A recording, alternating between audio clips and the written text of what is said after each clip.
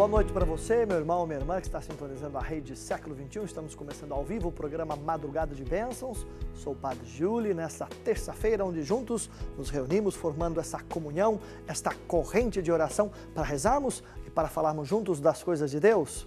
Quero a sua companhia até 1h30 da manhã, ao vivo, onde vamos juntos com todo o Brasil e até fora do Brasil, através da internet, formar esse grande grupo de oração para rezarmos juntos. Não quero só rezar por você, mas quero rezar com você. Quero rezar com a sua família, quero rezar você que está na sua casa, você que está no trabalho, você que talvez está aí no hospital, onde você estiver, que você possa estar conosco agora, formando esta comunhão ao vivo que nós estamos agora, não é? Para rezar e para falar de Deus. Que o nosso tema de hoje possa realmente ser propício na sua vida, possa ser útil para você e para a sua família e que, acima de tudo, você possa participar conosco. Desde já, nossas atendentes já estão lá, prontas para atender você com todo carinho, seu pedido de oração, sua ação de graças, aquilo que você necessita, a necessidade importante na sua vida. Ligue para nós, envie para nós o seu pedido, você pode participar ao vivo com o Padre também, 0 operadora 19 3871 9620. 0 operadora 19 3871 9620. Você liga, é o nosso telefone, o nosso canal direto para você pedir a sua oração. Todos os pedidos que chegarem até nós, lembrando, nós colocamos nos pés de Nossa Senhora Aparecida, rainha padroeira do nosso Brasil, não é? Maria, mãe de Jesus e nossa mãe, aquela que intercede por mim, que intercede por você. Portanto, ela acolhe os nossos pedidos e leva-os até Jesus. E nós estamos no mês de outubro.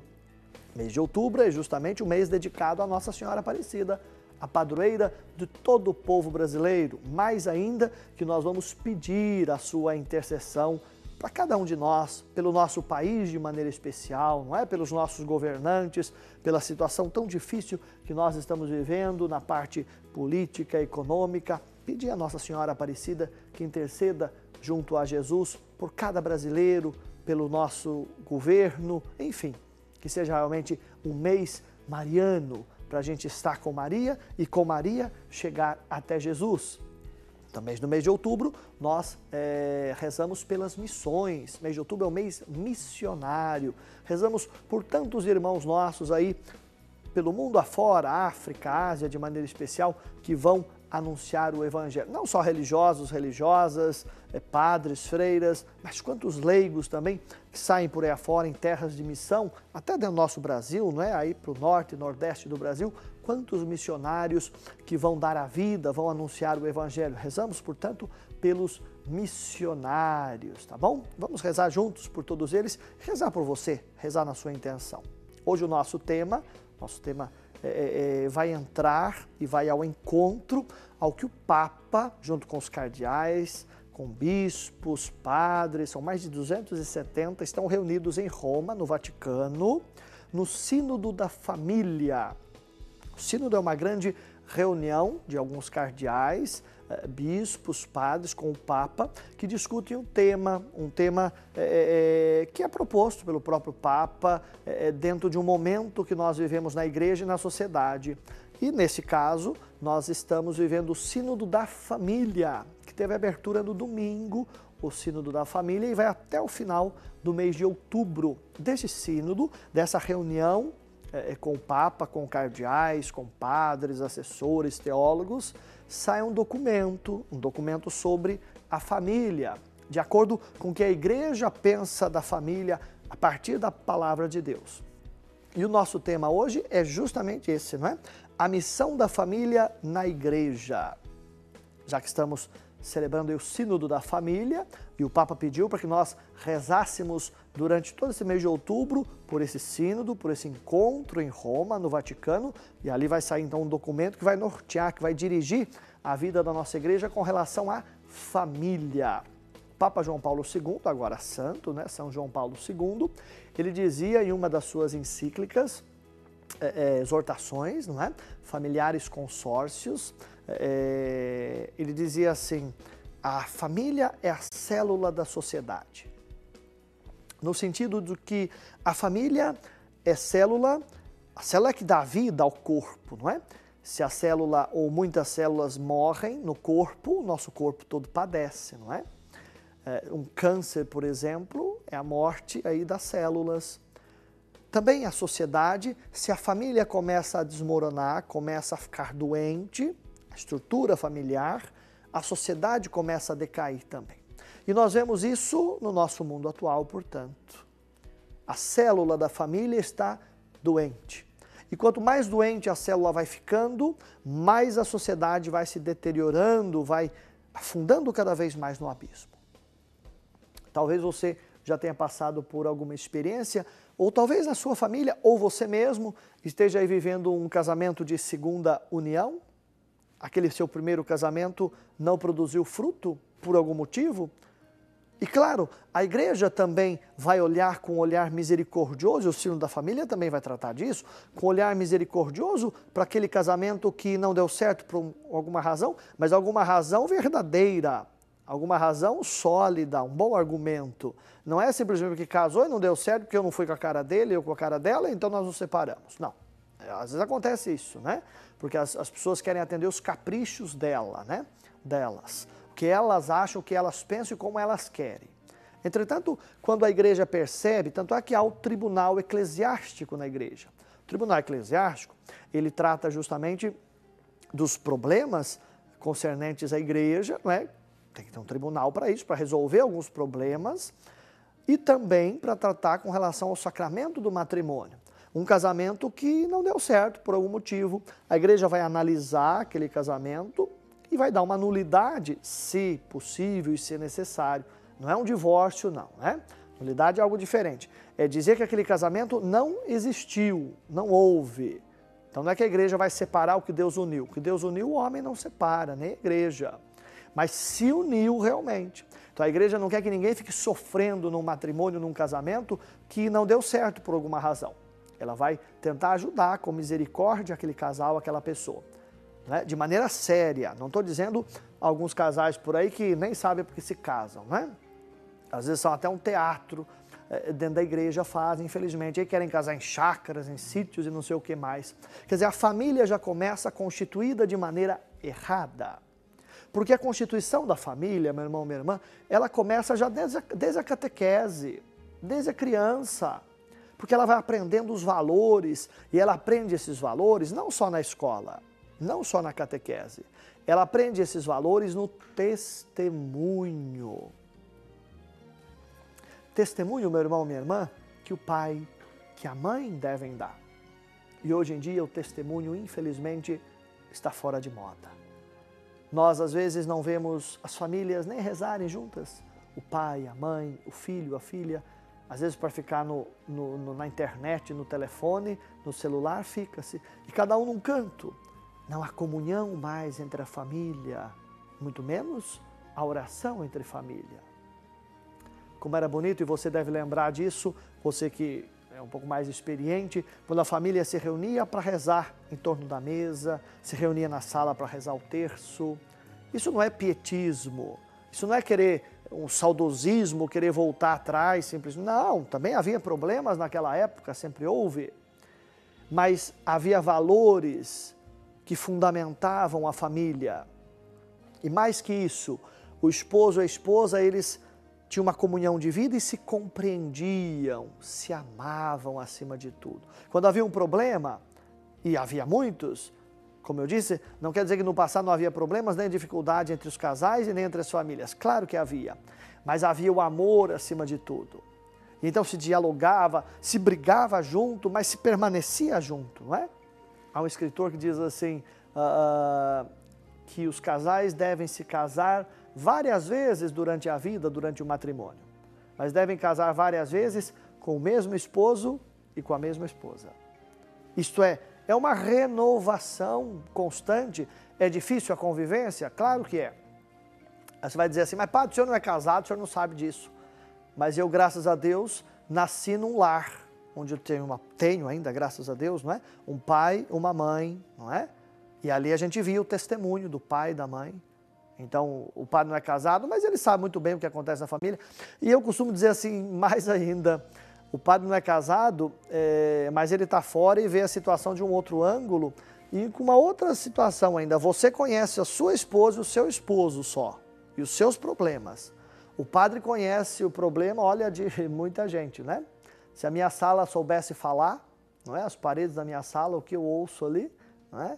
Então, o casal, ele se conhece ali entre eles, mas não conhece o problema do vizinho. O padre conhece e pode, então, orientar, ajudar. Claro que ninguém é obrigado a seguir o que o padre diz. Eu sempre digo às pessoas assim, olha, a igreja ensina isso. Se você quer seguir ou não, cabe a você e a sua consciência. Porque as pessoas dizem assim, não, mas a igreja é muito conservadora, a igreja fica falando isso, aquilo. Fala, meu irmão, minha irmã, se você está disposto a viver a sua fé, é assim. A palavra de Deus ensina assim. Agora, se você não quiser também, a consciência é sua e a vida é sua. Entretanto, eu não vou dizer para você fazer o contrário, não é? Agora é a consciência de cada um. Como eu disse, viver realmente na família, nós precisamos desse testemunho que vem desde pequeno, para que a gente vá crescendo com isso, vá aprendendo, e Deus é importante. O sacramento do matrimônio não acontece entre duas pessoas, entre um homem e uma mulher. O sacramento do matrimônio acontece entre 3 pessoas.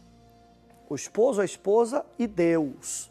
É diferente de um contrato civil que pode se casar e se descasar a hora que bem entender, é um contrato.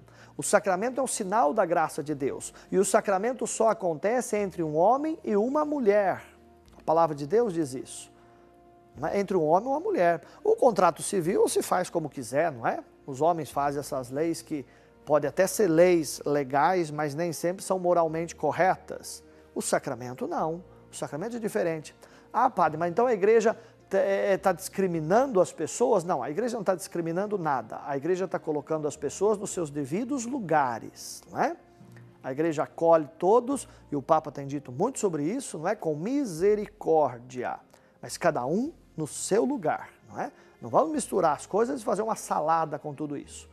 E destruir, portanto, a estrutura familiar. A própria antropologia e sociologia vão dizer que são ciências que vão dizer que a estrutura familiar é o melhor modo de se constituir uma sociedade ainda hoje, não é? É o melhor modo. Portanto, não vamos querer falar diferente. E Jesus já disse isso muito antes, e a palavra de Deus disse isso muito antes, não é?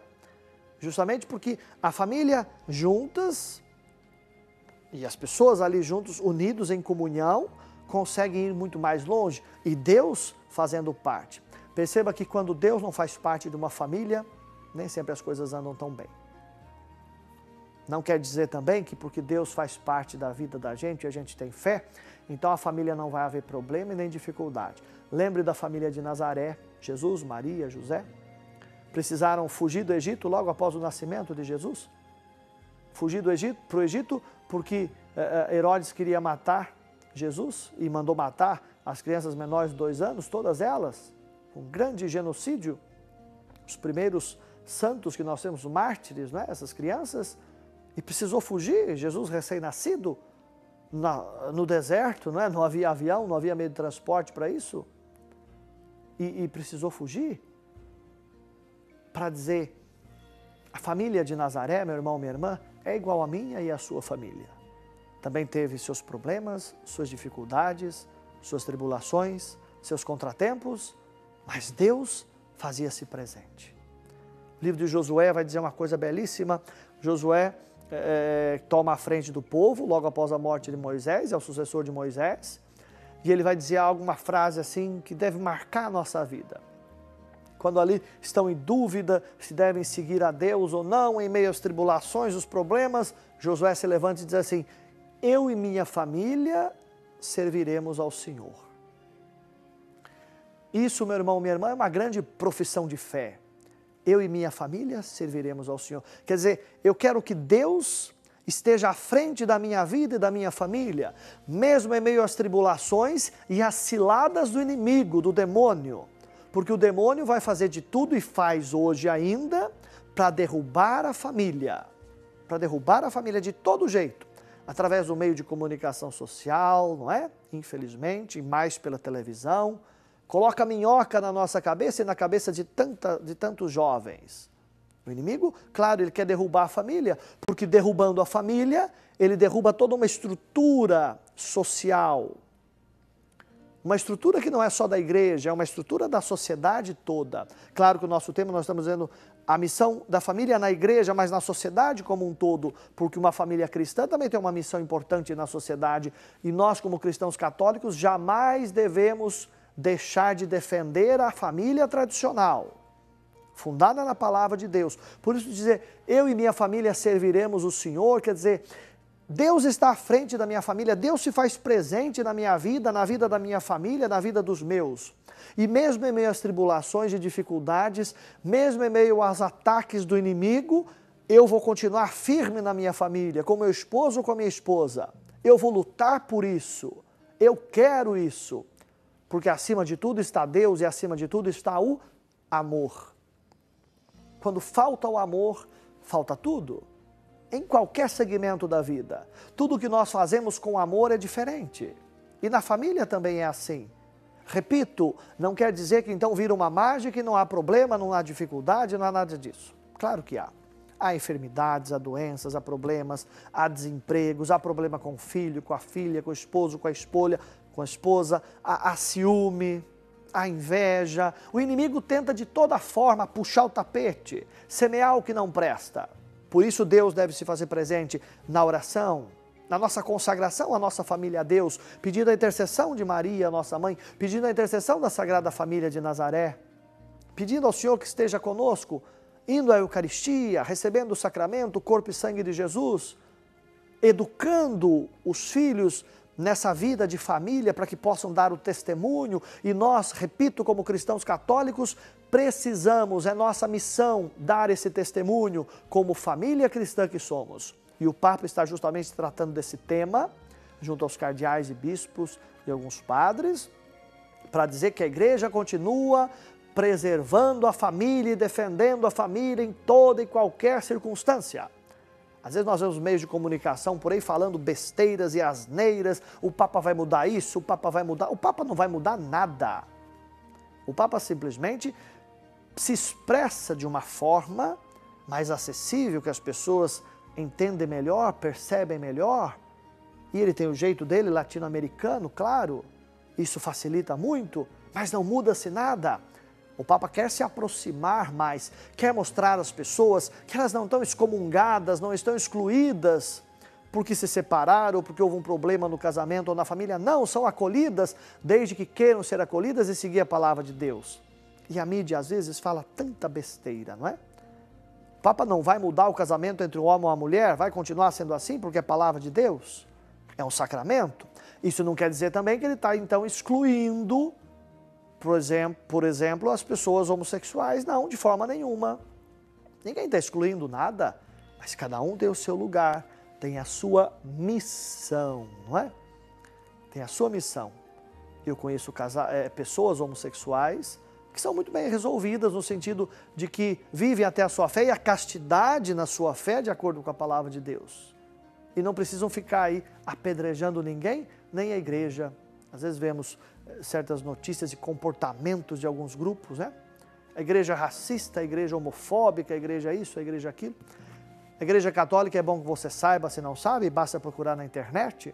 A igreja católica é a que mais cuida, sabe de quem? Dos aidéticos no mundo. E você sabe muito bem que a AIDS, grande parte dela, mais de 80%, é transmitida através da relação sexual e grande parte dos homossexuais. É a igreja católica na África e na Ásia, de maneira especial na Ásia, que mais tem instituições que cuidam dos aidéticos. Pois é, a igreja homofóbica e racista, não é? A igreja católica é a instituição que na África e no Quênia, de maneira especial, não é? Teve uma reportagem essa semana, é a única que cuida das crianças jogadas na lata de lixo, das crianças que nascem com deformações por causa da guerra ou dos crimes de guerra, que ninguém quer, nem o governo. O governo deu um orfanato na capital do Quênia para a igreja cuidar, para as irmãs beneditinas, por sinal, não é? É a igreja racista e homofóbica para dizer, precisamos conhecer melhor a nossa fé. A igreja não diz algo, meu irmão, minha irmã, nem o Papa, nem os cardeais, porque deu na telha dele para dizer aquilo. Não. Ele dizem algo porque rezaram para aquilo, estudaram, É bom que você saiba, não está só padre, cardeal e bispo no Vaticano, não. Não, há comissões de médicos, de estudiosos, sociólogos, psicólogos, que quando dizem algo, dão uma opinião, não é à toa. A encíclica do Papa sobre a ecologia, não é? Se fala tanto de sustentabilidade, louvado seja, né? Uma parte do hino de São Francisco, Laudato Si, que na verdade o Papa tem ali, e foi elogiada a encíclica, justamente porque há base científica. Os norte-americanos, cientistas, elogiaram. Por quê? Porque o Papa se baseou em base segura, científica, não foi algo que caiu do céu. A igreja não fala porque deu na telha dela. Ela não defende a família simplesmente porque ela acha, mas porque a palavra de Deus diz isso, o Espírito Santo inspira e porque ela estuda sobre isso. Ela estuda sobre isso e sabe que é a melhor forma de nós convivermos bem e melhor. Portanto, hoje eu gostaria que você olhasse para a sua família, agradecesse a Deus pela família que você tem. E se a sua família não é perfeita, saiba, meu irmão, minha irmã, a família de ninguém é perfeita. Todos nós temos nossos problemas e limitações. E não olhe achando que a família do vizinho é melhor que a sua, não. Os problemas são diferentes, mas todos nós temos. Não ache que você tem que desistir de tudo então, ou que você vai arrumar um outro casamento e vai acabar os problemas e dificuldades. Vai acabar nos primeiros meses só, depois é a mesma coisa, viu? Só muda o endereço, mais nada. Porque às vezes o problema vai conosco. Nós os levamos os problemas muitas vezes, nós precisamos ter a coragem de enfrentá-los e resolvê-los. Eu não sei o problema que você tem na sua casa, na sua família. Talvez seja um problema grave, talvez até seja um problema à beira da separação que você esteja vivendo com seu esposo ou com a sua esposa. Ou um problema com o filho, um problema grave. Vamos rezar acima de tudo. Antes de entendermos e de buscarmos o que é racional apenas, vamos rezar. Vamos pedir a Deus que ajude. Vamos pedir à Sagrada Família de Nazaré que ajude, que nos ilumine. O Espírito Santo que ilumine os nossos passos para a gente tomar as decisões corretas e não ficar ouvindo as besteiras do mundo. Vamos rezar, meu irmão. Rezar para que a sua família não seja destruída pelo inimigo. Repito, eu não sei o problema que você passa, nem a sua família, nem com seu esposo, ou com a sua esposa, ou com seu filho. Mas eu sei que nós temos um Deus grande, que quer preservar a sua família. E se você está com seu esposo, com a sua esposa, na sua família, é porque Deus chamou você para isso. Deus não brinca com a nossa vocação. Deus não brinca com o nosso chamado. Aí você pode dizer, mas padre, eu estou numa segunda união já há muitos anos, ok? Deus abençoe você. A igreja não condena e nem Deus você. Porque se não deu certo aquele casamento, de uma maneira séria que você tentou, reconstrua a sua vida, mas reconstrua a sua vida de acordo com a vontade de Deus, com a palavra de Deus. Deixe o Espírito Santo guiar a sua vida, a sua história. Não deixe o inimigo entrar na sua vida, entrar na sua família e destruir a sua família. E talvez ele já tenha entrado. Portanto, hoje, nessa madrugada de bênçãos, tome posse da graça de Deus. Peça libertação na sua família, se necessário. Peça hoje, nessa madrugada toda, a gente possa rezar para que a sua família se torne firme na graça e no amor de Deus. Para que o mal e o inimigo batem retirada da sua vida. E que você não jamais pense em destituir a sua família. Mas que você fique com a sua família firme. Dê o testemunho às pessoas que mesmo no meio das tribulações e das dificuldades, você continua firme. Reze como Josué. Eu e minha família serviremos o Senhor. Nós vamos continuar firmes, porque Deus está conosco.